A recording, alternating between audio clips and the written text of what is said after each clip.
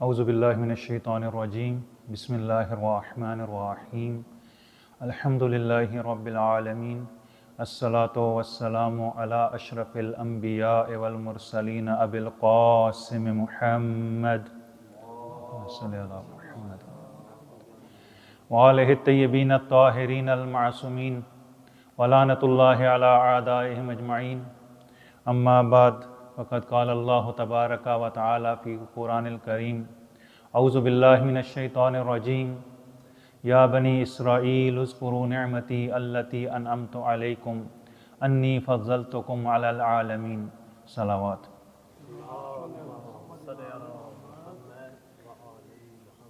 ہمارا سلسلہ گفتگو بنی اسرائیل کے بارے میں تھا کہ یہ قوم بنی اسرائیل جو خدا کی محبوب ترین قوم تھی، خدا کی لاڈلی ترین قوم تھی، خدا کے نزدیک یہ قوم کہ جس پر خدا نے سب سے زیادہ نعمات نازل کیں، اس سے اپنے لطف و بخشش کے ذریعے سے اپنا مورد رحمت قرار دیا، لیکن یہی قوم کہ جو خدا کی محبوب تھی، خدا کی نعمتوں، خدا کی رحمتوں اور برکتوں، ان سب کا جو ہے وہ ان پر نزول ہوا، لیکن اس کے باوجود اس قوم نے ان نعمتوں کی قدر نہ کی اور یہ زوال کا شکار ہو گئی۔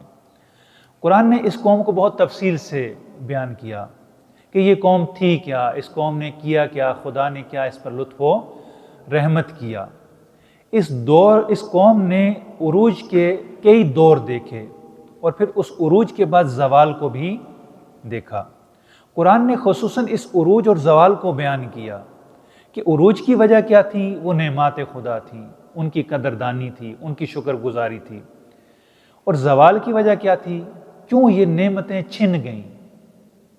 یہ نعمتیں اس لیے چھن گئیں کیونکہ انہوں نے نعمتوں کی قدردانی نہیں کی، اور خدا کا قانون ہے کہ جب نعمت کی قدردانی کی جائے گی تو نعمت فائدہ دے گی، نعمت باقی رہے گی، نعمت عروج کا باعث بنے گی۔ لیکن اگر اس نعمت کی قدر نہ کی جائے، جیسے آپ دیکھ لیں کہ خدا کی ایک نعمت جو خدا نے ہمیں دی ہے وہ وقت ہے۔ والعصر ان الانسان لفی خسر، زمانے کی قسم کہ انسان نقصان میں ہے۔ کیوں نقصان میں ہے؟ اس لیے کہ یہ زمانے کی قدر نہیں کرتا۔ جو وقت کی قدر نہیں کرتا، وقت اس کی قدر نہیں کرتا۔ جو وقت کو ضائع کر دیتا ہے، وقت اس کو ضائع کر دیتا ہے۔ یہ قانون خدا ہے کہ وقت کی قدر کیجئے، کہ وقت کی قدر کیسے کرنی ہے، وقت کو غنیمت جاننا ہے کہ خدا کی کتنی بڑی نعمت، خدا نے ہمیں یہ فرصت دی ہے۔ بنی اسرائیل نے اس فرصت کی، اس نعمت کی، خدا کے لطف کی، کرم کی قدر نہ کی۔ مختلف ادوار آئے بنی اسرائیل پر۔ سب سے پہلے خدا نے انہیں قوم انبیاء میں قرار دیا، بنی اسرائیل میں قرار دیا، اولاد ابراہیم میں قرار دیا۔ یہ تھوڑی نعمت ہے کہ خدا کسی قوم کو انبیاء کی نسل میں سے قرار دے۔ انبیاء کی نسل، حضرت ابراہیم سے جن کا واسطہ ہو، حضرت ابراہیم سے جن کی نسبت ہو، یہ نسبت بڑی اہم ہوا کرتی ہے۔ اسی لیے قرآن میں ازواج النبی کو خطاب ہے، یا نساء النبی لستن کاحد من النساء، اے ازواج نبی آپ دوسری عورتوں کی طرح نہیں ہیں، آپ دوسری عورتوں کی طرح، جاہلیت کی طرح بناؤ سنگھار نہیں کریں گے۔ کیوں نہیں کریں گے؟ کیونکہ آپ کی نسبت ہے نبی کی طرف۔ آپ کو اس نسبت کا پاس رکھنا ہے، لحاظ رکھنا ہے، اس نسبت کو باقی رکھنا ہے۔ آپ کوئی ایسا کام نہیں کریں گے جس سے نبی کی عظمت پر حرف آئے۔ یہ نسبت بڑی عزیز ہے۔ اور اب ہم آ کر دیکھیں، قوم بنی اسرائیل کی نسبت ہے جناب ابراہیم کی طرف، جناب یعقوب کی طرف، جناب اسحاق کی طرف، جناب یوسف کی طرف۔ کتنے بڑے بڑے انبیاء ہیں، لیکن انہوں نے اس نسبت کا پاس نہیں رکھا۔ اور یہ نعمت ہر قوم کے پاس ہوتی ہے۔ اگر ہم دیکھیں تو یہ نعمت ہمارے پاس بھی موجود ہے۔ کیسے؟ ہماری نسبت ہے پیغمبر گرامی صلی اللہ علیہ وآلہ وسلم کی طرف، ہماری نسبت ہے امیر المومنین کی طرف، ہماری نسبت ہے سید الشہداء کی طرف، ہماری نسبت ہے امام صادق علیہ السلام کی طرف، ہماری نسبت ہے امام زمانہ اجل اللہ تعالیٰ فرج الشریف کی طرف۔ اور یہ خطاب قرآن کا ہمیں بھی ہے کہ اے شیعیان علی، اے عزاداران امام حسین، اے منتظرین امام زمانہ، تمہاری نسبت ان پاکیزہ ہستیوں کی طرف ہے، اس نسبت کا خیال رکھنا، کوئی ایسا کام نہ کرنا کہ جو ہمارے لیے ننگ و عار کا باعث ہو۔ اسی لیے امام صادق فرماتے ہیں کہ ہمارے لیے باعث زینت بننا، کونوا لنا زینت، کہ ہمارے لیے زینت کا باعث بننا، ہمارے لیے ننگ و عار کا باعث نہ بننا۔ ہمیں بھی یہ دیکھنا ہے کہ ہماری بھی نسبت جو ہے وہ ان پاکیزہ ہستیوں کی طرف ہے۔ تو بنی اسرائیل جو ہے وہ معمولی مقام نہیں تھا، یہ نسبتیں ان کے پاس موجود تھیں، خدا نے ان پر فضل کیا، لطف کیا، رحمت کی، ان کو یہ نسبتیں عطا کی۔ اور اس کے بعد دوسری نعمت بھی، حضرت یوسف کے دور میں عروج، 500 سال میں پھر انہوں نے نعمتوں کی ناقدری کی، زوال کا شکار ہو گئے، فرعونیوں کے غلام بن گئے۔ جب غلام بن گئے، خدا نے پھر ان پر لطف کیا، حضرت موسیٰ کو بھیجا عصا اور ید بیضا دے کر۔ حضرت موسیٰ نے آ کر سٹرگل کی، کوشش کی، جہاد کیا، اس قوم کو نجات دلائی۔ اب یہ قوم فرعون کے عذاب سے نجات پاتی ہے اور یہ صحرائے سینا میں داخل ہوتی ہے، مصر سے فلسطین کی طرف، صحرائے سینا کی طرف آتی ہے۔ ابھی یہ دریا پار کر کے نکلی ہے، خدا کی عظمت کو، خدا کے معجزات کو، خدا کی قدرت کو دیکھ رہی ہے، لیکن جیسے ہی دریا کے پار آتی ہے اور دیکھتی ہے کہ ایک قوم بچھڑے کی پرستش کر رہی ہے، ایک بتوں کی پرستش کر رہی ہے، کہا موسیٰ کیا اچھا ہو کہ ہمیں بھی ایسا ہی خدا بنا دو، اجعل لنا آلہہ، ہمیں بھی ایسا خدا بنا دو جو دکھ رہا ہو، ہم دیکھ کر اس کی پوجا کریں۔ حضرت موسیٰ نے کہا کہ خدا کا خوف کرو، ابھی دریا پار کر کے آئے، ابھی فرعون کو غرق ہوتے دیکھا ہے، کیا خدا کی قدرت کافی نہیں ہے کہ خدا کو جان لو کہ خدا کیا ہے؟ ضروری ہے کہ خدا کو مجسم صورت میں دیکھنا ہے؟ نہیں، یہ درست نہیں ہے تمہارا رویہ۔ اس کے بعد خدا نے ان پر نعمتیں نازل کرنا شروع کر دی۔ سب سے پہلی نعمت تورات، کتاب دی، احکام خداوندی، قانون خداوندی، جس پر عمل کر کے ان نعمتوں کو باقی رکھ سکتے ہو، خدا کی اطاعت کر سکتے ہو، یہ نعمت عطا کی۔ لیکن انہوں نے کیا کیا؟ اسی تورات کا حلیہ بگاڑ دیا۔ انشاءاللہ آگے عرض کروں گا کہ تورات کے ساتھ انہوں نے کیا کیا، یحرفون الکلم عن مواضعہ، اس میں اپنی مرضی شامل کر دی۔ تورات کو انہوں نے اپنی مرضی سے مخلوط کر دیا۔ یہ خدا کی ایک بہت بڑی نعمت تھی۔ آج اگر دیکھیں تو ہمارے پاس بھی ایک نعمت موجود ہے قرآن کی صورت میں۔ کیا عظیم کتاب ہے، کیا معجزہ ہے، یعنی ہر نبی کا معجزہ فزیکلی کچھ اور تھا، لیکن پیغمبر کو جو معجزہ عطا ہوا وہ یہ قرآن ہے۔ اس قرآن میں ہماری ہر مشکل کا حل موجود ہے، صرف ضرورت اس کی ہے کہ ہم اس قرآن کو سمجھ کر پڑھیں، اس قرآن کے محضر میں آ جائیں، اپنی مشکلات کو پیش کریں اور اس سے جو رائے حل ہے اس کو اپنا کر اپنی زندگی میں اپنائیں۔ ان کو تورات دی، ہمیں قرآن دیا۔ اس کے بعد دوسری نعمت، یہ جس علاقے میں تھی صحرا تھا، خدا نے ان پر بادلوں کا سایہ کر دیا کہ ان کو تکلیف نہ ہو، اذیت نہ ہو، یہ سائے میں رہیں، چھاؤں میں رہیں۔ اس کے بعد ان کو کھانے کی مشکل تھی، کھانے کے لیے ان کے ہاں من و سلوہ آتا تھا، آسمان سے من روٹی نازل ہوتی تھی اور بھنے ہوئے بٹیر آتے تھے، یہ ان کو کھاتے تھے۔ انہوں نے کہا کہ نہیں خدایا، ہمیں یہ نہیں چاہیے، ہمیں تو پیاز دے دے، لہسن دے دے، یہ زمین سے اگنے والی چیزیں دے دے، یہ جو من و سلوہ تو بھیج رہا ہے یہ ہمیں نہیں چاہیے۔ انسان کے پاس ایک جب نعمت ہوتی ہے نا، انسان اس نعمت کی قدر نہیں کرتا، انسان کو اس نعمت کے بجائے اپنی مرضی کی چیزیں چاہیے ہوتی ہیں۔ اگر ہم دیکھیں تو ہمیں بھی قرآن دیا، اہل بیت علیہ السلام عطا فرمائے، ثقلین ہمارے پاس ہیں، اس سے بڑی نعمت کیا ہوگی؟ ہمارے پاس اصیل معارف اسلامی ہیں، اصلی اور حقیقی معارف اسلامی ہیں، لیکن ہمیں وہ نہیں چاہیے، ہمیں جھوٹ چاہیے، جھوٹی روایت چاہیے، قصے کہانیاں چاہیے۔ لہذا آج پوری قوم ہماری قصے کہانیوں کے پیچھے لگی ہوئی ہے۔ جو قرآن نے تعلیمات دی ہیں، یہ تعلیمات کہیں پر بھی نہیں ہیں۔ آج دیکھ لیں ہمارے ممبروں پہ کیا بیان ہو رہا ہے، اصیل معارف کہیں پہ بھی بیان نہیں ہو رہے۔ ہماری قوم ہر روز جہالت کی طرف، پستی کی طرف جا رہی ہے۔ لوگوں کو معلوم ہی نہیں ہے کہ دین کیا ہے، اسلام کیا ہے، قرآن کیا ہے، اہل بیت کیا ہیں، اہل بیت کی سیرت کیا ہے، اصل معلوم ہی نہیں ہے۔ وجہ کیا ہے؟ وجہ یہ کہ لوگوں کو اصلی تعلیمات نہیں چاہیے، لوگوں کو اصیل تعلیمات نہیں چاہیے، لوگوں کو اپنی مرضی کی چیزیں چاہیے۔ لوگ اپنی مجھے یہ چاہیے، میں یہ سمجھتا ہوں، دین ایسا ہونا چاہیے، میں یہ سمجھتا ہوں، نماز ایسے ہونی چاہیے، میں یہ سمجھتا ہوں، پردہ ایسے ہونا چاہیے. نہیں، یہ غلط ہے. جو اسلام نے تعلیمات دی بہت خالص ہیں، بہت پاکیزہ ہیں. ان کے ہوتے ہوئے ہماری مرضی کی کوئی گنجائش نہیں رہ جاتی کہ ہم اپنی مرضی کریں. نہیں، جو اصلی تعلیمات ہیں ہمیں ان کو اپنانا چاہیے. بس یہ خدا کی ایک نعمت تھی، خدا نے دی، انہوں نے ناقدری کی. خدا نے کہا چلو خود کام کرو، کماؤ، کھاؤ.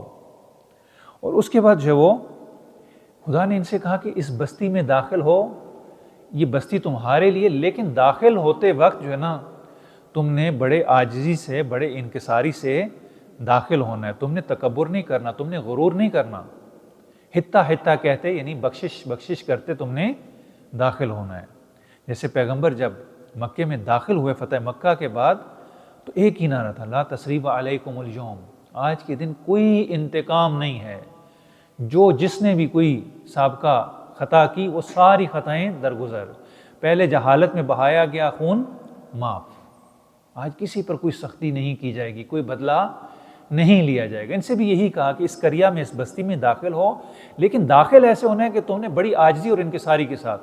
لیکن یہ جب داخل ہوئے تو بڑی شان و شوکت کے ساتھ، بڑے شکوہ کے ساتھ، گردن میں سریا، اکڑی ہوئی گردنیں. خدا نے کہا کہ یہ تمہیں نہیں کہا تھا کہ اس طریقے سے داخل ہونا ہے. اس کے بعد جب یہ وہاں پہ رہنے لگے تو ایک ماجرا پیش آیا، ایک قتل ہو گیا. اب ہر کوئی جو ہے وہ اس کو ماننے سے انکار کر رہا تھا، پتہ نہیں چل رہا تھا کہ کس نے قتل کیا. خدا نے حضرت موسیٰ کو حکم دیا کہ اے موسیٰ ان سے کہو کہ گائے ذبح کریں. اب یہ بنی اسرائیل تھے، ان کو مال سے بڑی محبت تھی، گائے سے بڑی محبت تھی. یہ بھی گاؤ پرست قوم تھی، یعنی ان میں بھی گاؤ پرستی مصر ہی سے ان کے ساتھ چلی آئی تھی. جیسے ہمارے لوگ جو برصغیر سے انڈیا سے ہیں تو بہت ساری ہندوانہ رسومات جو ہے وہ ان کے اندر رچ بس گئیں. ایسے یہ بنی اسرائیل جب مصر سے فلسطین آئے، صحرائے سینا آئے، تو ان کے اندر جو ہے وہ گائے کی محبت اور گائے پرستی موجود تھی. حضرت موسیٰ نے کہا کہ خدا کا حکم ہے کہ گائے ذبح کرو. اب ان میں ٹال مٹول کی عادت تھی کہ ہم کیسے ذبح کریں. موسیٰ خدا سے ذرا پوچھو تو صحیح، وہ گائے کیسی ہو، وہ بڑی ہو، بوڑھی ہو یا بچیا ہو. تو جناب موسیٰ نے کہا کہ خدا کا حکم ہے کہ وہ گائے نہ زیادہ عمر کی ہو نہ کم عمر کی ہو، متوسط عمر کی ہو. کہا کہ اے موسیٰ اچھا یہ بتاؤ کہ اس کا رنگ کیسا ہو. حضرت موسیٰ نے کہا کہ وہ سنہری کلر کی ہو، سنہری سبز رنگ کی ہو، جو دیکھنے والوں کو اپنی طرف اٹریکٹ کرے. کہا کہ اور اس کی خصوصیات کیا ہوں. یعنی اب یہ ٹال مٹول. وہ کہہ رہے ہیں گائے، کہتے ہیں گائے کیسی ہونی چاہیے، ایسی ہونی چاہیے، ایسی ہونی، اس کا رنگ کیسا ہونا چاہیے، ایسا ہونا چاہیے، رنگ ایسا ہونا چاہیے، اور اس کی کیا یہ خصوصیت. بھائی جب خدا کہہ رہا ہے گائے ذبح کرو تو گائے ذبح کر دو، لیکن گائے سے محبت اتنی ہے کہ اس کو ذبح کرنے کے لیے تیار نہیں ہے کہ گائے کو ذبح کر دیں. گائے کو ذبح کرنے کے لیے تیار نہیں. وہ دلی جو وابستگی ہے ان کی اس گائے کے ساتھ، اس کے لیے تیار نہیں ہے. بالآخر جب کرتے کرتے تمام جو چیزیں تھیں ان کے تمام راستے بند ہوتے گئے، اب یہ مجبور ہو گئے اس گائے کو ذبح کریں. گائے کو ذبح کیا گیا اور اس کی گوشت کا ٹکڑا، وہ جو میت تھی جو قتل ہوا تھا اس کو مارا گیا. اس نے اٹھ کر ایک دفعہ گواہی دی کہ مجھے فلاں نے قتل کیا، اور پھر دوبارہ وہ مر گیا. یعنی اس معجزے کے ذریعے سے ان کو بتایا گیا کہ دیکھو خدا ہر چیز پر قادر ہے. اس کے بعد ان سے کہا گیا کہ بیت المقدس مقدس میں داخل ہو. ایک سرزمین تھی، پہلے انہوں نے اپنے 12 افراد کو بھیجا کہ جا کر دیکھیں وہاں کی صورتحال کیا ہے. جب جا کر انہوں نے دیکھا تو وہاں پر جو وہ نعمات سے بھری سرزمین ہے، بڑی سرسبز و شاداب ہے، پانی ہے، دودھ اور شہد کی نہریں گویا بہہ رہی ہیں. وہ وہاں پر گئے اور انہوں نے جو ہے وہ جا کر واپس آ کے بتایا. حضرت موسیٰ نے کہا کہ خدا کا حکم ہے کہ اس سرزمین میں داخل ہو جاؤ. اب انہوں نے بہانہ جوئی شروع کر دی، یعنی بہانے ان کی عادت بن چکی تھی. اب دیکھیں کہ کوئی بھی قوم ہو جس کی عادت بن چکی ہو بہانہ بازی، ہیلا بازی، وہ کبھی بھی کامیاب نہیں ہوتی، وہ کبھی بھی اطاعت اور حکم بجا نہیں لاتی. کہا کہ اس سرزمین میں داخل ہو. کہا ہم داخل ہوں وہاں پہ تو قوم جبارین رہتے ہیں، وہاں پہ تو اتنے. پھر انہوں نے ایک افسانہ بھی تورات میں ذکر ہے کہ وہاں پہ اوج بن عنق رہتا ہے. اب اوج بن عنق جو ہے وہ ایک افسانوی شخصیت جو ہے تورات میں ذکر ہوا، اور وہیں سے ہماری اسلامی روایات میں بھی آیا کہ وہ جس قوم میں حضرت موسیٰ نے اپنی قوم کو داخل ہونے کے لیے کہا تھا، اب یہ بیچارے کیسے داخل ہوتے. یعنی اب یہ بہانہ جوئی دیکھیے، ان کی تورات میں تعریف دیکھیے کہ انہوں نے کیا تعریف کی. کہا کہ یہ حضرت موسیٰ کا جو حکم تھا یہ بڑا عجیب حکم تھا، یہ اطاعت کے قابل نہیں تھا. اس میں کیسے لوگ تھے؟ اوج بن اونک جیسے. وہ بندہ اتنا لمبا اس کا قد تھا کہ وہ سمندر میں ہاتھ ڈال کے بڑی سی مچھلی پکڑتا تھا، ویل مچھلی پکڑتا تھا سمندر میں ہاتھ ڈال کے، اتنا لمبا اس کا قد تھا. پھر اس کو کیا کرتا تھا کہ اس کو یوں نکال کے سمندر سے سورج کی جو تمازت ہوتی ہے، روشنی ہے، اس کے قریب لے کے جاتا تھا سورج کے، اور اس سے جو ہے وہ جب تیز دھوپ ہوتی تھی سورج کی، یعنی سورج کے قریب وہ مچھلی پہنچ جاتی ہے تو وہ مچھلی پک جاتی تھی، وہ مچھلی وہ کھاتا تھا. اب ایسی قوم سے کون مقابلہ کرے؟ انسان کا قد کتنا؟ 6 فٹ 7 فٹ 8 فٹ، اس سے زیادہ نہیں ہے. اور ایک ایسی مخلوق سے مقابلہ کرنا کہ جو دیووں سے بھی زیادہ برتر ہے، یعنی سمندر سے ویل مچھلی نکالنا، اس کو سورج کی روشنی میں بھوننا اور پھر کھانا، ایسی قوم سے مقابلہ نہیں ہو سکے. یہ انہوں نے افسانہ گھڑا. اور پھر کہا کہ جب حضرت موسیٰ بھی اپنی قوم کے ساتھ چند افراد کے ساتھ اس قریے میں داخل ہوئے سرزمین میں، اور حضرت موسیٰ کا قد 40 ذراع تھا، یعنی اس دور میں بقول ان کے انسانوں کے قد لمبے ہوتے تھے. 40 ذراع، ذراع کہتے ہیں تقریباً 1 فٹ سے کچھ بیشتر. 40 ذراع تک حضرت موسیٰ کا قد تھا، 40 ذراع کا ان کا گز تھا جو حضرت موسیٰ کے ہاتھ میں وہ عصا پکڑا ہوا تھا، اور 40 ہی ذراع حضرت موسیٰ نے جمپ لگا کر اس اوج بن اونک کو جب اس عصا سے مارا تو اس کے ٹخنے تک جا کر وہ پہنچے. دیکھیے کیسا افسانہ گھڑا، کیسی کہانی گھڑی کہ ایسی قوم سے ہم مقابلہ نہیں کر سکتے. یعنی بجائے اس کے کہ مقابلہ کرتے اپنی نااہلی کے بجائے ایک کہانی گھڑ لی کہ موسیٰ نے تو ان کے مقابلے میں ہمیں بھیجا تھا جو اتنے بڑے بڑے تھے، ان سے ہم کیسے مقابلہ کرتے. یعنی جب موسیٰ کا اتنا لمبا قد ہونے کے باوجود اس کے ٹخنے تک پہنچے، گٹے تک آ کر اس کو ضرب ماری ہے، تو اس سے کیا مقابلہ ہو سکتا ہے؟ نہیں، یہ ساری جھوٹی کہانی ہے، ایسا نہیں تھا. اور انہی میں سے 2 بنی اسرائیل ایسے نیک افراد تھے، انہوں نے کہا کہ جب تم داخل ہو جاؤ گے تو خدا تمہاری مدد کو آئے گا، تم خود بخود ان کو مغلوب کر لو گے. انہوں نے کہا کہ نہیں اے موسیٰ، ہم تو ہا ہنا قاعدون، ہم تو یہاں پہ بیٹھے ہیں، اذهب انت و تم اور تمہارا خدا جاؤ اور جا کر ان سے لڑو، ان کو جب نکال دینا اس قوم کو یہاں سے، اس سرزمین سے، پھر ہمیں بلا لینا، ہم آ جائیں گے، ویسے تو ہم لڑنے والے نہیں ہیں. یعنی یہ ان کی صورتحال تھی کہ خدا نعمات دے رہا، خدا کہہ رہے کہ خدا مدد کرے گا، تم جاؤ تو صحیح، آگے بڑھو تو صحیح، قدم تو بڑھاؤ. لیکن یہ کہتے ہیں کہ نہیں، ہمیں نہیں چاہیے، ہم تو بس تم جو ہے وہ پہلے میدان صاف کر دو، میدان صاف کر دو تو لنگر کھانے ہم آ جائیں گے بس، ورنہ باقی ہمیں کچھ نہیں کرنا. بہرحال انہوں نے یہ کیا. اب خدا نے ان پر ذلت اور مسکنت نازل کر دی. 40 سال تک یہ اس صحرا میں سرگردان ہے، 40 سال اس نافرمانی کے بدلے میں، کہ برا حال تھا ان کا 40 سال تک جو وہ. اچھا، اس سے کیا ہوا؟ ان کی جماعت کا شیرازہ بکھر گیا، اختلاف پڑ گیا ان کا آپس میں، اور پھر جو آپس میں مختلف دھڑے تھے وہ ایک دوسرے سے لڑنے لگے. پھر خدا کا غضب جو ہے وہ ان پر نازل ہوا اور یہ مختلف قوموں کے غلام بنتے گئے. تقریباً 1000 سال تک یہ مختلف قوموں کے غلام رہے، 1000 سال یا اس سے بھی زیادہ. پہلے عمالیق کے قوم ہوتی تھی، اس کے غلام رہے، پھر اہل بابل کے رہے، پھر آشوریوں کے رہے، پھر ایرانیوں کے رہے، پھر یونانیوں کے رہے، پھر آخر میں رومیوں کے غلام بنے. یہ حضرت عیسیٰ کے آنے سے پہلے کی بات ہے. 200 سال ایک کے غلام، 200 سال ایک کے غلام، 200 سال ایک کے غلام، 100 سال ایک کے غلام، پھر آخر میں جو وہ رومیوں کے غلام یہ رہے، یونانیوں کے غلام رہے، رومیوں کے غلام رہے. 1000 سال تک اس قوم نے غلامی کو جھیلا ہے. اور غلامی انسان کو پست کر دیتی ہے، بہت پست کر دیتی ہے، اس کا اخلاق بگاڑ دیتی ہے، شرافت ختم کر دیتی ہے، دین ختم کر دیتی ہے. انسان جو ہے وہ آزاد ہونا چاہیے.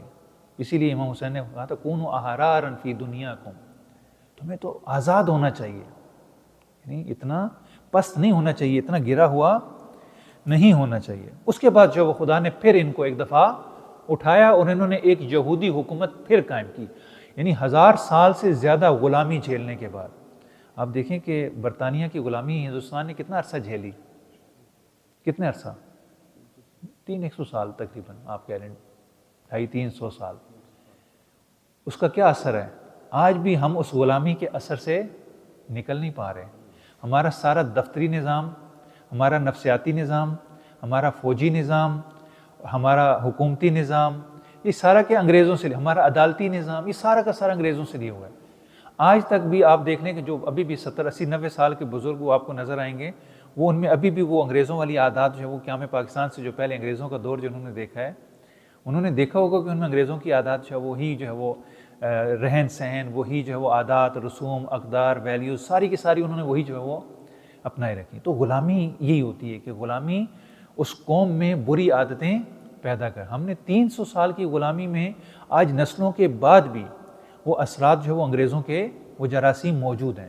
تو اس قوم نے تو 1000 سال سے زیادہ جو وہ غلامی کا ایک دور ہے یہ جو 1000 سال سے زیادہ ہے، اس سے کئی گنا زیادہ انہوں نے غلامی جھیلی ہے۔ اور یہ غلامی کی وجہ کیا تھی؟ خدا کی نعمتوں کا کفران۔ جب انسان خدا کی نعمتوں کو ٹھکرا دے، کفران نعمت کرے، تو اس کا نتیجہ یہی نکلتا ہے۔ بہرحال انہوں نے یہ کیا، اور اس کے بعد خدا نے انہیں دوبارہ پھر حکومت دی۔ یہ حکومت ان کی 80 سال تک قائم رہی، اور پھر جو ہے وہ انہوں نے 80 سال حکومت کی، لیکن چونکہ ان کی عادتیں خراب ہو چکی تھیں، ان میں پھر اختلاف پڑ گیا۔ انہوں نے اختلاف کو حل کرنے کے لیے اپنی مدد کے لیے رومیوں کو بلایا، روم سے۔ اس وقت روم عیسائی نہیں تھا، رومی ایک قوم ہے یورپ میں، اٹلی کا جو علاقہ ہے یہاں کے جو ہے وہ روم کہلاتے ہیں۔ ان کو دعوت دی، وہ دعوت تو دینے آئے، انہیں نجات دلانے آئے، آپس کا جھگڑا ختم کرنے، لیکن ان پر غالب آ گئے، پھر ان کو اپنا غلام بنا لیا۔ اب جو یہ ایک عرصہ دراز تک رومیوں کی غلامی میں رہے، یہاں تک کہ پھر جو ہے وہ حضرت عیسیٰ کی پیدائش ہوتی ہے۔ اب حضرت عیسیٰ آئے انہیں نجات دلانے کے لیے، ان کو نجات دلانے کے لیے غلامی سے، اور پھر دوبارہ سے ان کو عروج عطا کرنے کے لیے۔ اس عرصے میں جو ہے وہ یہ جو 1000 سال کا عرصہ تھا، ایسا نہیں تھا کہ خدا نے ان پر کوئی نعمت نہ تھا۔ خدا نے اپنے انبیاء بھیجے، یسعیاہ نبی بھیجے، یرمیاہ نبی بھیجے، میکا نبی بھیجے، اور اس کے بعد حضرت عیسیٰ کو بھیجا، اور انہوں نے بار بار آ کر ان کی اصلاح، وہ ریفارمر تھے، یعنی نبی آ کر اصلاح کرتے تھے ان کی عقیدے کو، ان کے عمل کو، تورات کی جو تعلیمات تھیں ان کی اصلاح کرتے تھے کہ خدا کی تعلیمات یہ ہیں، لیکن انہوں نے کیا کیا؟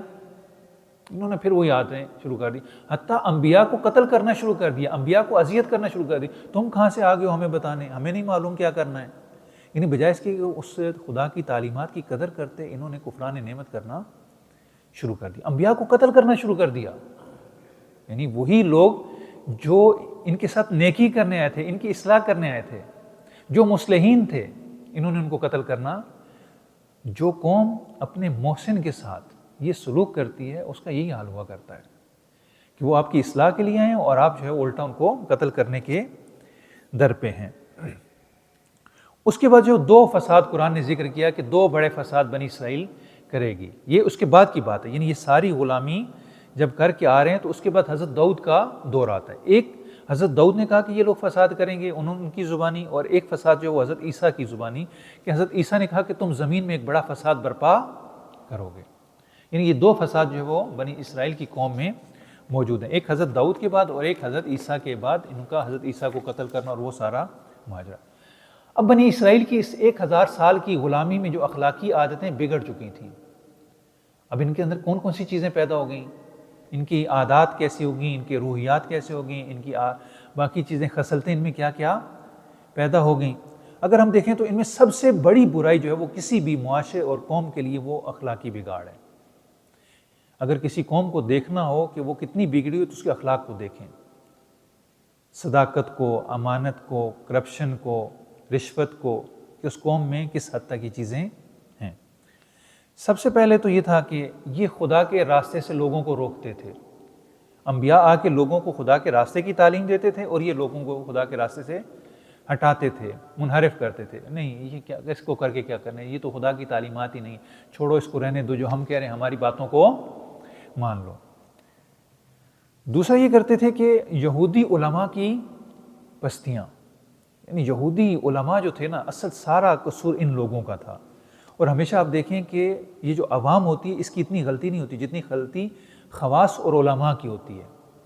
جہاں پر علماء خراب ہو جائیں، علماء فاسد ہو جائیں، معاشرہ فاسد ہو جاتا ہے۔ اذا فسد العالم فسد العالم، جب فاسد ہو جائے عالم تو عالم بھی، جہان بھی فاسد ہو جاتا ہے، معاشرہ فاسد ہو جاتا ہے۔ بنی اسرائیل کے فساد کی ایک بڑی وجہ یہ تھی کہ ان کے علماء فاسد ہو گئے تھے۔ یاکلون الاموال بالباطل، یاکلون اموال الناس بالباطل، یہ لوگوں کے مالوں کو کھا جاتے تھے باطل طریقے سے۔ آج بھی دیکھیں یہ مولوی کیا کر رہے ہوتے ہیں، یہ علماء کیا کر رہے ہوتے ہیں، ان کی کوشش ہوتی ہے کہ عوام کا مال ہی تھایا جائے۔ یہ گاڈ کے مینیجر بن کے بیٹھ جاتے ہیں کہ ہمارا خدا کے ساتھ رابطہ ہے، جو کچھ آئے گا ہمارے پاس آئے گا، ہم تمہیں دیں گے۔ نہیں، ایسا نہیں ہے۔ اسی لیے تشیع میں مذہبی پیشوائیت کا کوئی تصور نہیں ہے۔ یہ جو ہیں یہ علماء دین ہیں، یہ اپنی جگہ درست ہیں، لیکن مولویت کا تصور ایک ایسا روحانی کہ جس کا خدا کے ساتھ رابطہ ہو، وہ خدا سے لے آگے بندوں تک پہنچائے، نہیں، وہ فقط امام معصوم ہے جو خدا اور بندے کے درمیان واسطہ ہے۔ امام معصوم کے علاوہ بندے اور خدا کے درمیان وہ الہی رابطہ اور کوئی نہیں ہے، وہ فقط معصوم کا رابطہ ہے۔ پہلے انبیاء کے جانے کے بعد ائمہ علیہ السلام سے یہ خدا کی حجت ہیں، وہ الہی رابطہ ہیں، ورنہ عام انسان خدا اور اس کے درمیان کوئی رابطہ نہیں ہے۔ ہاں، دین کا تخصص، دین کا علم یہ اپنی جگہ موجود ہے، اور البتہ دین کا علم جو ہے وہ کہنا صحیح نہیں ہے، کیونکہ دین اور دنیا میں ہمارے یہاں کوئی فرق ہی نہیں ہے، وہی دین ہے وہی دنیا ہے۔ ڈاکٹری کا علم بھی دین کا علم ہے، فزکس کا علم بھی دین کا علم ہے، کیمسٹری کا علم بھی دین کا علم ہے، قرآن کا علم بھی دین کا علم ہے، حدیث کا علم بھی دین کا علم ہے، یہ سارے دین کے علم ہیں۔ ایسا نہیں ہے کہ دین کے علم اور ہیں، جیسے ہم نے ابھی مدرسہ بنا دی، ہم نے یونیورسٹی بنا دی، نہیں، غلط ہے۔ یہ جو فزکس پڑھ رہا ہے، جو کیمسٹری پڑھ رہا ہے، جو پولیٹکس پڑھ رہا ہے، جو کچھ اور بھی علوم جو انسانیت کی رفاہ کے لیے، انسانیت کی ہدایت کے لیے، انسانیت کے نفع کے لیے، یہ سارے دینی علوم ہیں، چونکہ انسانیت کے لیے ہیں، وہ اپنا فریضہ ادا کر رہا ہے۔ تو یہ دینی اور غیر دینی کی تقسیم سرے سے ہی غلط ہے۔ لہذا جب دینی علوم نہیں ہیں، سبھی علوم دینی ہیں، تو پھر وہ طبقہ بیچ میں اس کا وجود ختم ہو جاتا ہے، وہ بیچ میں طبقہ نہیں رہتا۔ اگر کوئی حدیث، تو حدیث علم ہے جیسے فزکس علم ہے، اگر کیمسٹری پڑھ رہا ہے تو اسی طریقے سے کلام علم ہے جیسے کیمسٹری علم ہے، وہ بھی علم پڑھ رہا ہے، یہ بھی علم پڑھ رہا ہے، وہ بھی پیشہ نہیں ہے، یہ بھی پیشہ نہیں، وہ بھی علم ہے، یہ بھی علم ہے، لہذا دونوں میں کوئی فرق نہیں ہے۔ علماء یہود کیا کرتے تھے؟ لوگوں اور خدا کے درمیان واسطہ بن جاتے تھے، اور پھر لوگوں سے مال اینٹتے تھے کہ تم ہمیں مال دے دو، ہم تمہارے لیے دعا کریں گے، تمہاری یہ مشکل حل ہو جائے گی۔ نہیں، اذا سالک عبادی انی فانی قریب، خدا کہتا ہے کہ جب میرا بندہ مجھ سے سوال کرے تو میں اس سے قریب ہوں، یعنی اقرب من حبل الورید، اس کی شہرگ سے زیادہ خدا قریب ہے۔ انسان خود خدا کو پکارے، درست ہے کہ اولیاء ہیں، ان سے کہا جائے اپنی جگہ، ان کا ایک مقام ہے، برگزیدہ ہیں خدا کے ائمہ علیہ السلام، اولیاء، ٹھیک ہے، اپنی جگہ کہ ان کو وسیلہ بنا سکتے ہیں، خدا کو ان کے حق کا واسطہ دے سکتے ہیں، لیکن یہ کہ درمیان میں کوئی ایسا آ جائے کہ میں آپ کی مشکل خدا سے حل کروا دوں گا، نہیں، ایسا نہیں ہے، یہ نہیں ہے۔ اور پھر اس کے بدلے میں ان سے مال لے لیں، میں آپ کو تعویذ لکھ کے دوں گا، اس تعویذ سے آپ کی مشکل حل ہو جائے گی، میں آپ کے لیے دعا کروں گا، اس دعا سے آپ مجھے پیسے دیں، اس کے بدلے میں آپ کی مشکل حل کر دوں گا، نہیں، یہ غلط ہے۔ علماء یہود یہی کرتے تھے کہ وہ آ کے پیروں کی طرح آ کے بن کے بیٹھ گئے، خدا اور لوگوں کے درمیان واسطہ اور رابطہ بن کے بیٹھ گئے کہ آپ کی مشکل آپ ہمیں دیں گے، ہم خدا تک پہنچائیں گے، اس کے بدلے آپ سے پیسے لیں گے، آپ کی مشکل حل ہو جائے گی۔ اس طریقے سے لوگوں سے مال اینٹتے تھے۔ اس کے بعد جو وہ کثرت سے سوال کر، لا یعنی قسم کے سوال، جن کا کوئی سرا پیر ہی نہیں ہے، جن کا ہماری کوئی زندگی سے واسطہ ہی نہیں ہے۔ ہم بھی بعض اوقات ایسے، ایک تو یہ کہ ہمارے جو واقعی سوال ہیں، علمی سوال ہیں، یعنی خود امیر المومنین فرماتے ہیں رحم اللہ عمران عالم من عین الی عین وفی عین، خدا رحمت کرے اس شخص پر کہ جس کے لیے سوال پیش آتا ہے کہ میں کہاں سے ہوں، کہاں سے آیا ہوں، کہاں پر رہ رہا ہوں اور کہاں پر جاؤں گا۔ بس سوال کرنا ضروری ہے، لیکن سوال کی نوعیت مہم ہے کہ کس قسم کا سوال کریں۔ ایسی چیزوں کے بارے میں سوال، اب وہ خود قرآن کہتا ہے کہ سوال کرتے تھے کہ یہ اصحاب کہف 7 تھے یا 8، ان کی تعداد کتنی تھی؟ بھئی آپ کو تعداد سے کیا لینا دینا، مہم یہ تھا کہ انہوں نے خدا کے لیے قربانی دی، خدا کے لیے یہ کام کیا تھا۔ یعنی لا یعنی قسم کی چیزیں، یہ سوالات فضول ہیں، ایسے سوالات سے پرہیز کریں جن کا ہماری عملی زندگی سے، جن کا ہماری ہدایت سے کوئی تعلق نہ ہو۔ لیکن جو علمی سوال ہیں، مثلا خدا کے بارے میں سوال، خدا کیسا ہے، خدا کو کس نے پیدا کیا، خدا کیسے وجود رکھتا ہے، نہیں، یہ سوال بنتے ہیں۔ اگر یہ سوال آپ اپنی نوجوان نسل کے حل نہیں کریں گے تو یہ گمراہ ہو جائیں گے، یہ ملحد ہو جائیں گے، ایتھسٹ ہو جائیں گے۔ یہ سوال حل کرنے ہیں۔ خدا کی صفات کیا ہیں، پتہ ہونا چاہیے۔ خدا نے ہدایت کا کیا نظام بنایا یہ پتہ ہونا چاہیے. یہ سوال بنتا ہے. لا یعنی سوال نہیں ہونا چاہیے. سوال ایسا ہونا چاہیے جو با مقصد ہو، جو ہماری ہدایت اور ہماری فکر اور شعور کو پروان چڑھائے، نہ یہ کہ ہمیں صرف معلومات کی حد تک جو وہ کرنا. یہ بہت زیادہ بے فضول سوال کرتے تھے جن کا، اور ایسے ہی فضول میں بال کی کھال اتارتے تھے. جیسے فلسفہ اگر آپ پڑھیں تو فلسفہ میں ہی ہوتا ہے. فلسفے میں جو ہے وہ لا یعنی قسم کی بحثیں، بال کی کھال اتارنے میں لگ جائیں گے، اور وہ لمبی چوڑی بحثیں. وہ آپ نے لطیفہ سنا ہوگا کہ ایک شخص جو ہے وہ فلسفہ پڑھ کے آیا اور اس نے اپنے باپ کو فلسفہ سنانا شروع کر دیا. اس کے علم کا ڈھکن تھوڑا کمزور تھا تو اس نے جو وہ فلسفہ بگاڑنا شروع کر دیا. اور باپ کہتے ہیں مجھے تو سمجھ میں نہیں آ رہی. اس نے کہا یہ سامنے میرے 2 سیب رکھے ہوئے ہیں، ایک سیب رکھا ہوا ہے. آپ یہ فرض کریں کہ یہ 2 سیب ہیں، ایک نہیں ہے، یہ 2 ہیں. ایک اس کا خارجی وجود ہے، ایک اس کا ذہنی وجود ہے. جو خارجی وجود ہے وہ ایسا ہے، جو ذہنی وجود ہے وہ ایسا ہے. اس نے لمبی چوڑی تقریر کر کے باپ کے لیے ثابت کر دیا کہ یہ 2 سیب ہیں. باپ نے کہا ٹھیک ہے میں سمجھ گیا کہ یہ 2 سیب ہیں. اب باپ نے سیب اٹھایا اور کھا گیا. کہا یہ سیب میں نے کھا لیا، جو دوسرا سیب تم نے ثابت کیا وہ تم خود کھا لو. فلسفے میں ایسی موشگافیاں ہوتی ہیں. یہ بھی ایسے ہی کرتے تھے. ان کو منع کیا کہ یہ لا یعنی سوال جن کا کوئی ربط نہ ہو، یہ فلسفی نہ بنو، جتنا کہا گیا اتنا ہی کرو. اس کے بعد کیا کرتے تھے؟ کتاب کی تعلیمات کو، یہ علماء کا کام تھا. اس کے بعد یعنی یہ بھی علماء کا کام کہ چونکہ جب آپ، خدا کی تعلیمات بہت سادہ ہیں، قرآن بہت سادہ ہے، قرآن بہت واضح ہے، قرآن میں کوئی پیچیدگی نہیں ہے. قرآن کو فرقان کہا گیا ہے، فرق کرنے والا حق اور باطل کے درمیان. اور حق اور باطل کے درمیان فرق وہی کرتا ہے جو بہت واضح ہو. جو خود مبہم ہو، خود واضح نہ ہو، وہ کسی کو کیا واضح کرے گا؟ ایک بلب بھی اپنی لائٹ نہ ہو وہ کیا وہ روشنی دے گا؟ اگر فیوز ہے تو روشنی. قرآن فرقان ہے، قرآن برہان ہے، قرآن تبیان ہے. قرآن ہر چیز کو بیان کرنے والا ہے، روشن کرنے والا ہے. قرآن میں ابہام نہیں ہے. قرآن کی زبان بہت شفاف ہے. فصاحت و بلاغت کہتی ہے اس کو کہ بات آپ کو آسانی سے سمجھ میں آ جائے. لیکن فلسفے اور عرفان کو اگر آپ پڑھیں بڑی پیچیدہ سی ہے، رمز آلود ہیں یہ چیزیں. یہ ہر کسی کے لیے نہیں. اسی لیے کہتے ہیں کہ فلسفہ اور عرفان ہر کوئی نہ پڑھے. یہ جو موشگافیاں ہر کسی کے لیے نہیں ہیں. تو یہ علماء بھی یہی کرتے تھے. اس علم کو اتنا پیچیدہ کر دیا کہ عوام کی دسترس سے دور کر دیا. ہمارے علماء بھی یہی کر رہے ہیں. قرآن کو اتنا پیچیدہ کر دیا کہ جی اگر تفسیر نہیں ہوگی آپ قرآن کو سمجھ نہیں سکتے. قرآن کو سمجھنا بہت آسان ہے. قرآن کوئی مشکل کتاب نہیں ہے. قرآن فلسفے کی کتاب نہیں، قرآن ہدایت کی کتاب ہے. اور ہدایت کی کتاب ہوتی وہ جو آپ کو سمجھ میں آ سکے. قرآن کو ہم آسانی سے سمجھ سکتے ہیں. یقین کیجئے قرآن کو پڑھیں، اور اب تو بہت آسان ہے، کئی کورسز آ گئے ہیں کہ آپ خود قرآن کو عربک لینگویج بڑی آسانی سے اس کی جو مین کی ورڈز ہیں ان کو سمجھ کے قرآن سمجھ سکتے ہیں. یا آپ ایک ترجمہ لے لیں، کوئی بھی ترجمہ لے لیں، کسی کا بھی، شیعہ سنی لے لیں، فقط قرآن کے ترجمے کو پڑھیں اور اس سے مطلب لینے کی کوشش کریں. ایک دفعہ پڑھیں، 2 دفعہ پڑھیں، خود آپ کو قرآن سمجھ میں آنا شروع کر دے گا. خود قرآن آپ کا ہاتھ پکڑ کے آپ کو سمجھانا شروع کر دے گا. امیر المومنین یہ کہتے ہیں کہ قرآن سے گفتگو کرو، فاستنطقوا ہو. اس قرآن کو بنطق در آورید، اس سے باتیں کریں، اس سے کلام کریں. یہ آپ کو خود بتائے گا، آپ کو رہنمائی کرے گا. اور امیر المومنین فرماتے ہیں کہ جو بھی انسان قرآن پڑھے گا، جب وہ قرآن کو لے کر بیٹھے گا اور پھر پڑھنے کے بعد قرآن کو بند کر کے رکھ دے گا، اس کے بعد جب یہاں سے بلند ہوگا، اٹھے گا، تو اب اس میں ایک چیز کی زیادتی ہو جائے گی، ایک چیز کی کمی ہوگی. کہا کہ زیادتی کس چیز کی ہو جائے گی؟ کون سی چیز بڑھ جائے گی؟ کہا کہ اس میں ہدایت کا اضافہ ہو جائے گا. کہا کمی کس چیز کی ہوگی؟ کہا ضلالت کی، جہالت کی کمی ہو جائے گی. جو بھی قرآن کو پڑھ کے اٹھے گا، قرآن ہدایت کرے گا. قرآن بہت واضح اور روشن ہے. قرآن فلسفہ نہیں ہے، یہ موشگافیوں کی کتاب نہیں ہے. ابھی متاسفانہ ہمارے ممبر پہ قرآن کو جو ہے وہ ایک کھلواڑ بنایا ہوا ہے. ایسی ایسی باتیں قرآن سے نکالتے ہیں کہ جو قرآن میں ہیں ہی نہیں ہیں.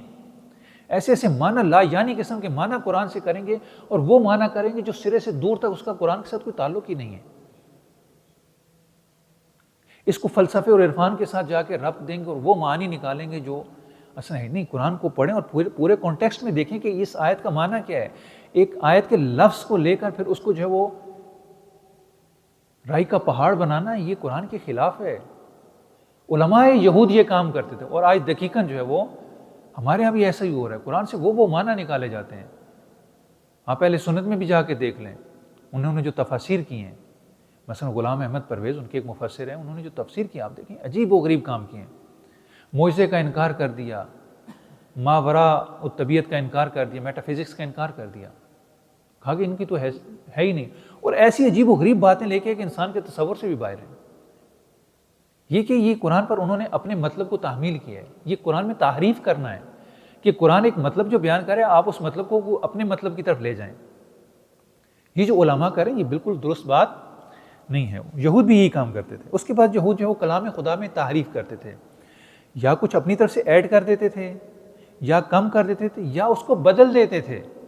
یحرفون الکلمہ عن مواضع، کہ اس بات کو بدل دیتے تھے. جیسے ابھی ہمارے ہاں کیا کہتے ہیں، مثلا بعض لوگ ہیں جو ایک مسئلہ ہے شہادت ثالثہ کا، مجھے اس کی حمایت اور مخالفت نہیں کرنی ہے، مجھے اس کو ذکر نہیں کرنا، میں صرف ایک مثال کے طور پر. اب اس میں وہ کہتے ہیں کہ ولا تکتموا الشہادہ، تم تیسری گواہی کو نہ چھپاؤ. اب یہ تیسری گواہی کہاں سے آپ لا رہے ہیں؟ یہ تو ایک خاص کانٹیکسٹ میں بات کی جا رہی ہے. اس کانٹیکسٹ میں آ کے دیکھیں تو شہادت ثالثہ کا تو ذکر ہی نہیں ہو رہا کہ ولا تکتموا الشہادہ، کہ شہادت کو نہ چھپاؤ. یعنی آپ نے یہ لفظ لیا ولا تکتموا الشہادہ، شہادت کو نہ چھپاؤ، ادھر سے اپنا عقیدہ شہادت ثالثہ کا اس میں فٹ کیا اور آ کے عوام میں بیان کر دیا ولا تکتموا الشہادہ، تیسری شہادت کو نہ چھپاؤ. نہیں، یہ آپ کہاں سے لے کے آئے؟ یہ آپ کے اپنی تلک الامانی، یہود کو کہا گیا کہ یہ ان کی اپنی دلی آرزویں ہیں کہ جو انہوں نے تورات میں رکھ دی ہیں. یہ ہماری اپنی دلی آرزویں ہیں کہ جو ہم نے قرآن میں رکھ دی ہیں، ورنہ قرآن میں یہ چیزیں نہیں ہیں. قرآن اس تحریف سے پاک ہے. یہ کیا کرتے تھے؟ ایک الفاظ کو بدل دیتے تھے، معنی کو بدل دیتے، اس کی تعویل کرتے تھے. نہیں، اس کا یہ معنی نہیں ہے، اس کا یہ معنی نہیں بنتا.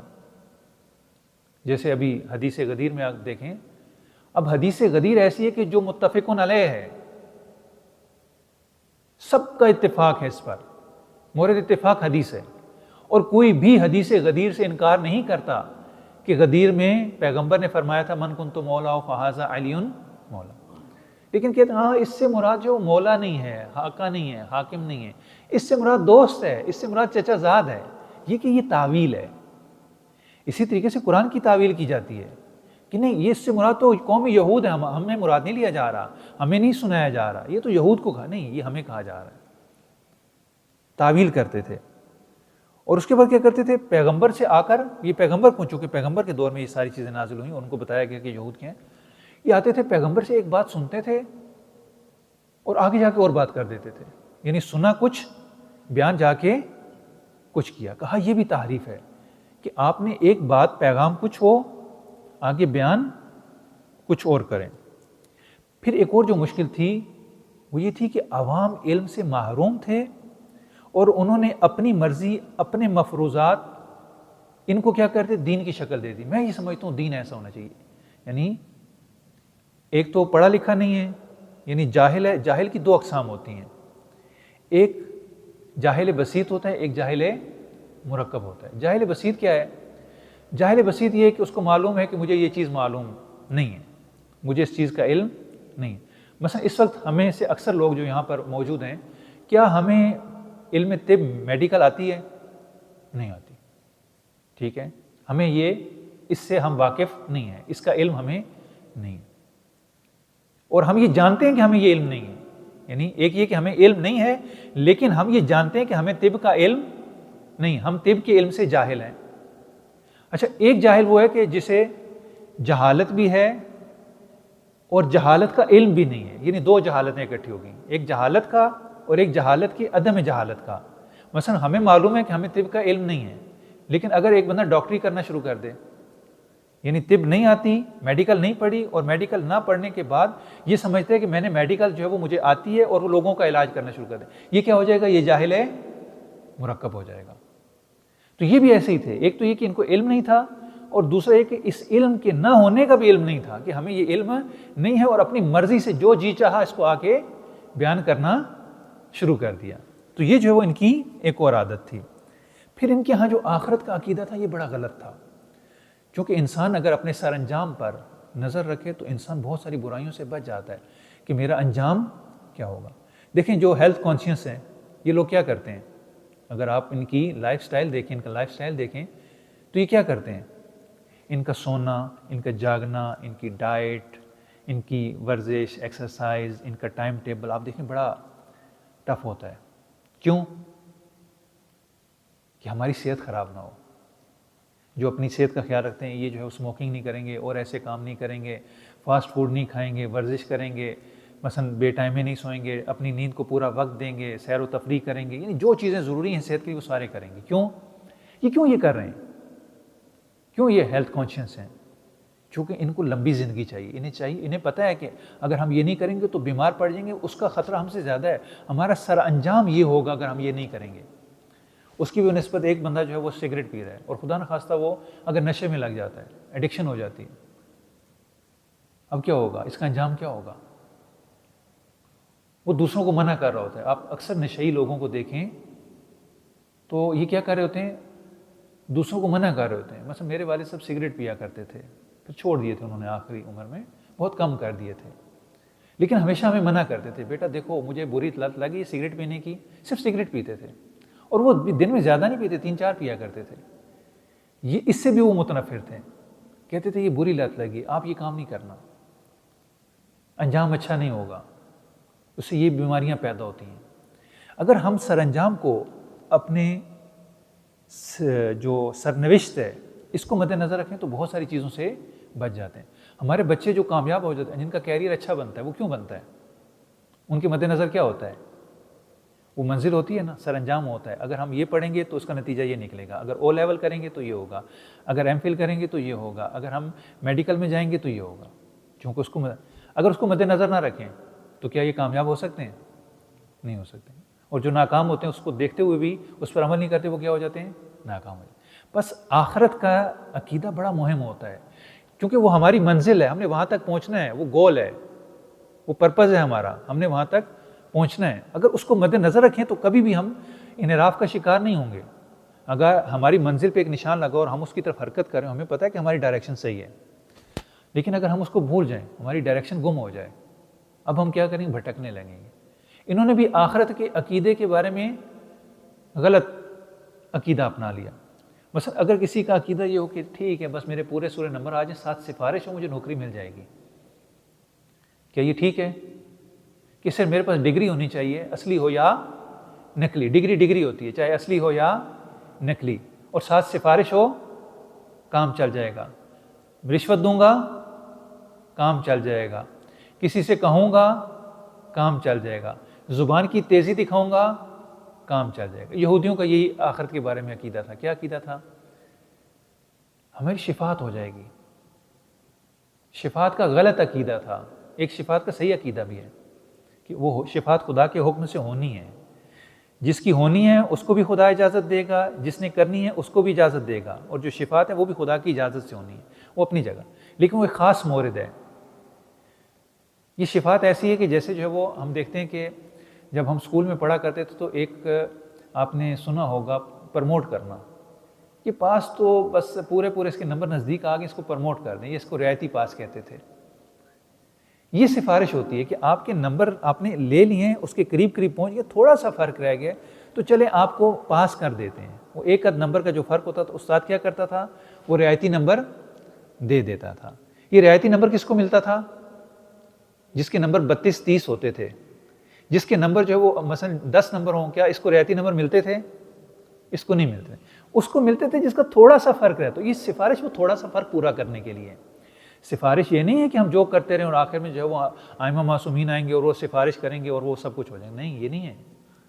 سفارش یہ کہ ہمارا عمل ایک جگہ تک پہنچا ہو، اس میں کچھ کمی رہ گئی ہو تو وہاں پہ اس کے قریب ہوں تو اب وہ خدا جو ہے وہ اجازت دے گا ان کو بھی، اور ہمیں بھی دیکھیں گے کہ ان کے 33 نمبر 33 میں سے 32 ہیں، ایک نمبر چاہیے، ٹھیک ہے آپ ایک نمبر اس قابل ہے کہ اس کو ایک نمبر دے دیا جائے. یہ شفاعت ہے. یہ شفاعت نہیں ہے کہ ہم جو مرضی دنیا میں کرتے رہیں، ائمہ علیہ السلام آئیں گے اور کہیں گے ہاں یہ تو ہمارا بندہ ہے، یہ تو ہمارا شیعہ، اس کو جنت میں لے جاؤ. نہیں، یہ عقیدہ غلط ہے. یہ شفاعت نہیں ہے. اسی کی نفی کی گئی ہے کہ اس کو نہیں اپنانا.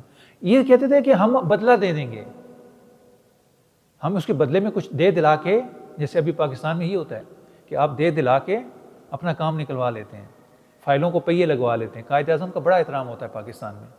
جہاں پہ قائد اعظم کسی کے ہاتھ میں رکھ دیں، وہ احترام کرتے ہوئے آپ کا کام کر دیتا ہے. وہ بھی ان کا بھی یہی سوچ تھی کہ ہم آخرت میں لے دے کے فرشتوں کو جان چھڑا لیں گے. قرآن کہتا ہے کہ نہ، لا تنفع الشفاعہ، شفاعت کام نہیں آئے گی، ولا عدل، اور نہ جو ہے وہ بدلہ کام آئے گا، ولا ہم ینصرون، اور نہ ہی کسی کی مدد وہاں پر قبول کی جائے گی. یہ تمہارا عقیدہ غلط ہے جس نے تمہارے اخلاق کو، تمہارے کردار کو بگاڑ کے رکھ دیا ہے. اس عقیدے سے جان چھوڑو، آخرت کا صحیح عقیدہ رکھو کہ جو عمل کرو گے اس کا نتیجہ نکلے گا، جیسا عمل کرو گے ویسا نتیجہ نکلے گا. اس کے بعد جو ہے وہ کہتے ہیں کہ چلو اگر ہمیں سزا ہو بھی گئی تو تھوڑے دنوں کے لیے ہوگی، 2-4 لتر پولے ہوں گے اور پھر جو ہے وہ 2-4 دن جیل میں رہیں گے، پھر ہم جو ہے وہ بخشے جائیں گے. نہیں، 2-4 دن کی سزا نہیں ہونی ہے، الا ایام معدودات، تھوڑے سے دن جو ہے وہ ہونا ہے. کہا یہ نہیں. اور پھر کہا ہم تو خدا کے محبوب ہیں. ایک ان کا عقیدہ یہ تھا کہ ہم تو خدا کے پیارے ہیں، ہم تو مولا علی کو ماننے والے ہیں، ہم تو جو ہے پیغمبر کے ماننے والے ہیں، ہم تو شیعہ ہیں، شیعہ تو سارے نعرہ لانا ہے جنت جانا ہے. نہیں، یہ عقیدہ یہود کے ہاں بھی موجود تھا. ابھی کیا کہتے ہیں بس معرفت ہونی چاہیے، معرفت ہوگی ہم جنت میں چلے گئے. نہیں، یہ معرفت کافی نہیں ہے. امام صادق علیہ السلام کے پاس ایک صحابی آتے ہیں، کہتے ہیں مولا میں نے آپ کی ایک حدیث سنی ہے. کہا کون سی حدیث سنی ہے؟ کہا ہم نے سنا ہے کہ آپ نے فرمایا کہ اذا عرفت فاعمل ما شئت، کہ جب تمہیں معرفت حاصل ہو جائے ہماری، جو مرضی کرو، آزاد ہو، مزے کرو. تو کیا آپ نے یہ بات کی ہے اذا عرفت فاعمل ما شئت؟ اس کا یہ تھا کہ امام اس کی نفی کر دیں گے کہ یہ حدیث ہماری نہیں ہے، چونکہ ایک بگاڑ کی طرف اشارہ کر رہی ہے.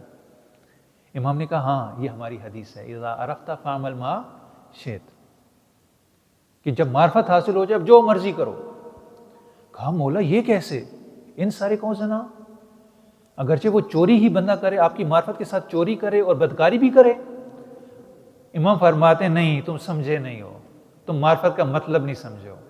معرفت کا مطلب یہ ہے کہ جب تمہیں امام کی معرفت آ جائے اب تم برائی کی طرف جاؤ گے ہی نہیں. معرفت کا یہ مطلب ہے. اگر آپ کو ڈرائیونگ آ گئی، اب آپ کو لائسنس دیا جا رہا ہے، اب آپ ایکسیڈنٹ نہیں کریں گے.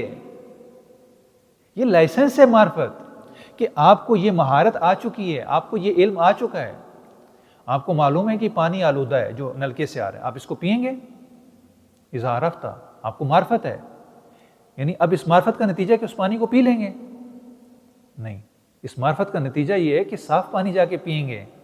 یہاں پر بھی امام کہتے ہیں کہ اذا عرفت سے مراد یہ کہ جب تمہیں ہماری معرفت ہو جائے، تعلیمات خدا کی معرفت ہو جائے، قرآن کی معرفت حاصل ہو جائے، حق کی معرفت ہو جائے، اب باطل کی طرف کوئی جائے گا ہی نہیں.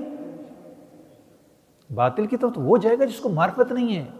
معرفت فقط زبانی نہیں ہے کہ آپ جو ہے وہ کہیں کہ زبانی جو ہے وہ ہمیں خدا کی معرفت حاصل ہو جائے.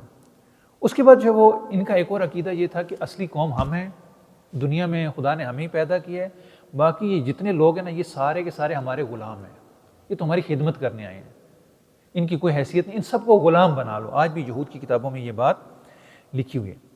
اور پھر یہ ہوتا تھا کہ اکثریت جو وہ غلط روش پہ چلتی تھی. یہود کی اکثریت بگڑی ہوئی تھی. اکثریت معیار نہیں ہے. اگر ہمیں سقیفہ میں یہ کہیں اور اکثریت نظر آتی، سارے لوگ ایک طرف جاتے ہوئے نظر آتے ہیں، اس کا مطلب یہ نہیں کہ یہ اکثریت صحیح ہے. یہی اکثریت تو سامری کے پیچھے بھی ہے. ہارون کو چھوڑ دیتی ہے، سامری کے پیچھے چل پڑتی ہے. اب کہا جاتا ہے یہ کیسے ممکن ہے کہ نبی نے ان کی اتنی زیادہ تربیت کی اور یہ بگڑ جائیں؟ نہیں، جب موسیٰ کی قوم بگڑ سکتی تو پیغمبر کی قوم کیوں نہیں بگڑ سکتی؟ یہ بگاڑ ان میں آ سکتا ہے. پھر ایک اور کام یہ کرتے تھے، ہیلا گری کا.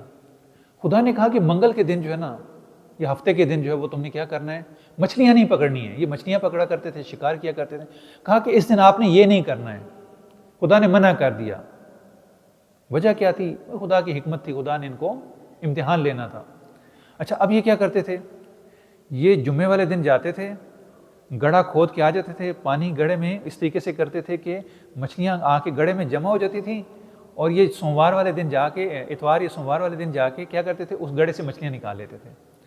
خدا کہتے تم نے شکار نہیں کرنا. یہ ہفتے والے دن شکار کے لیے ایک ہیلا بنا لیتے. خود نہیں جاتے تھے لیکن ایسا ہیلا کرتے تھے کہ ہفتے والے دن مچھلیاں جو وہاں پہ آ جائے. خدا کہتے نہیں، یہ ہیلا گری دین میں جائز نہیں ہے. ہم بھی مختلف ہیلوں بہانوں سے کہ ابھی جو ہے وہ میں اس کی طبیعت ٹھیک نہیں، میں روزہ نہیں رکھ سکتا، میری طبیعت ٹھیک نہیں، میں نماز نہیں پڑھ سکتا، اپنے لیے ہیلے بہانے جو ہے وہ تراشتے ہیں. ابھی جو ہے وہ میں مقروض ہوں، میں زکوٰۃ نہیں دے سکتا، یعنی اپنے آپ کو اس طریقے سے یا سارا مال جو کسی کو دے دیں گے تاکہ زکوٰۃ ادا نہ کرنی پڑے، یا مثلا جو ہے وہ اگر سود لینا ہے، اب سود کے مسئلے میں بہت ساری چیزیں جس میں فقط یہ ہیلا گری ہے کہ آپ کسی کو جو ہے وہ پیسہ دیتے ہیں اور کہتے ہیں کہ واپسی پہ مجھے اس کے اضافہ چاہیے، اضافہ گری کیا کرتے ہیں، اب ایک رقم دیتے ہیں، مثلا 1000 روپیہ دیتے ہیں، اس کے بدلے میں آپ نے 1200 مثلا ہم نے اگر لینا ہے تو یہ 200 کیا ہو جائے گا، سود ہو جائے گا۔ اب اس سود کو کیسے جائز کریں؟ اب جائز کرنے کے لیے کیا کرتے ہیں کہ 1000 روپیہ دیتے ہیں قرض کے طور پر اور ساتھ اس کے ایک پین دے دیتے ہیں کہ آپ نے واپسی پہ ہمیں 1000 روپیہ اس کے ہوگا اور 200 جو ہے نا وہ اس کے عوض ہوگا، پین کے عوض ہوگا۔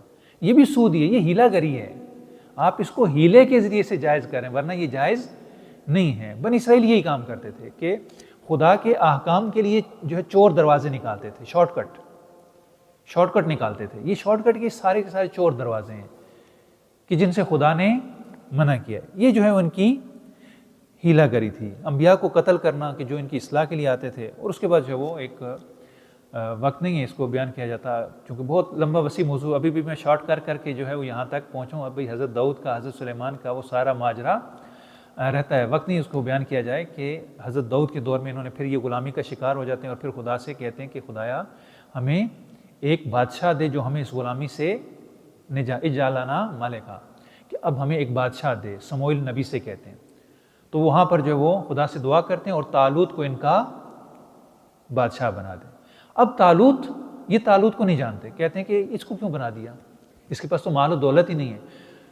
بادشاہ اس کو ہونا چاہیے جس کے پاس مال و دولت ہوگا، اس کے پاس تو کچھ بھی نہیں ہے، یہ کیسے خدا نے ہمیں، تو خدا نے کہا کہ خدا بہتر جانتا ہے تم سے، تمہیں نہیں معلوم اس میں جو خاصیت، کیا خاصیت ہے، بسطتاً فی العلم والجسم، کہا کہ یہ جو طالوت ہے یہ جسمانی طور پر اور علمی طور پر مضبوط ہے، قوی ہے، لہٰذا جو سربراہ ہوتا ہے، جو امام ہوتا ہے، جو خلیفہ ہوتا ہے، اس میں یہ دو خصوصیات ہونی چاہیے، بسطتاً فی العلم والجسم، وہ شجاع بھی ہونا چاہیے، وہ عالم بھی ہونا چاہیے۔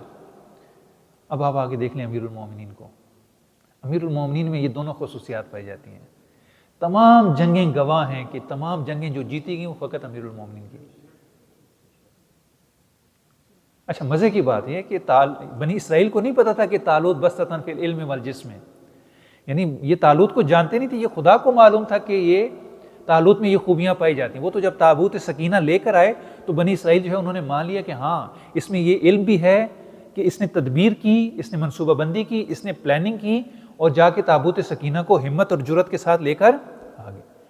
لیکن یہ تو قوم بنی اسرائیل سے بدتر ہے کہ جو حضرت علی کو جو ہے وہ جنگ بدر میں دیکھتی ہے، جنگ احد میں دیکھتی ہے، جنگ خندق میں دیکھتی ہے، جنگ خیبر میں دیکھتی ہے، حضرت علی کی شجاعت دیکھتی ہے، حضرت علی کا علم دیکھتی ہے، پھر بھی حضرت علی کو سائڈ پہ کر دیتی ہے۔ یہ تو بدتر ہیں بنی اسرائیل سے بھی۔ بنی اسرائیل کو تو معلوم ہی نہیں تھا کہ طالوت میں یہ خوبیاں پائی جاتی ہیں۔ آپ کے سامنے علی تو ایسے ہیں جیسے چمکتا ہوا سورج۔ یہ بنی اسرائیل کی عادت ہے۔ انشاءاللہ اگر فرصت ہوئی تو پھر اس کو آگے پھر کبھی ادامہ دیں گے۔ وصلی اللہ علی محمد وآل محمد۔ اگر کسی کا کوئی سوال ہو تو کر سکتے ہیں۔ ایک صلوات اور پڑھیں، محمد وآل محمد صلی اللہ علیہ محمد وآل محمد۔ الہی بحق محمد وآل محمد ہماری اس عبادت کو قبول و منظور فرما، ہمارے مرحومین کی مغفرت فرما، جو مریض ہیں انہیں شفائے کاملہ و عاجلہ عطا فرما، جو بے اولاد ہیں انہیں اولاد صالح و سالم عطا فرما، جو مقروض ہیں ان کا قرض غیب سے ادا فرما، جو کسی مشکل کا شکار ہیں ان کی مشکلات آسان فرما۔ اس مہینے میں ہماری عبادات اور طاعات کو قبول فرما۔ الہی بحق محمد وآل محمد ائمہ اہل بیت علیہم السلام کی تعلیمات پر عمل کرنے کی توفیق عطا فرما، ہمارے ولی حقیقی کا ظہور فرما، ہمیں ان کے انصار میں سے قرار دے۔ ربنا آتنا فی الدنیا حسنۃ وفی الآخرۃ حسنۃ وقنا عذاب النار۔ اللہم صل علی محمد وآل محمد۔